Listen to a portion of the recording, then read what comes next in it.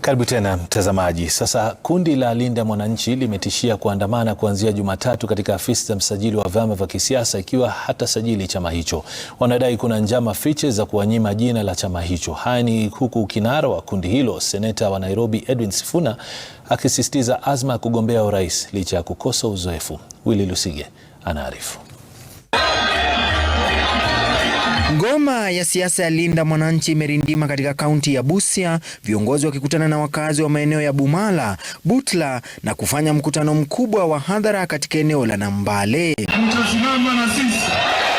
Kundi hilo likidai kuna njama fiche za serikali za kuwazuia kusajili chama chao na kuwapa kuzidisha shinikizo kwa msajili wa vyama vya kisiasa. Ametuma wakora kule kwa ofisi ya msajili wa vyama ati wanajaribu kunyakua hii jina yetu. Mimi nataka kuambia William Ruto article 38 inaruhusu Mkenya yote kutengeneza chama, wakitishia kuchukua hatua za ziada. Na tunaambia registrar, kama utapatiana hiyo jina by Jumatatu tutaandaa mikutano ya siasa kwa hiyo ofisi ya registrar of political parties.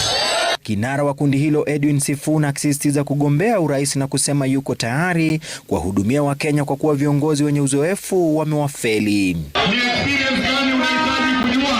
Si haki kupiga tear gas ndani ya kanisa.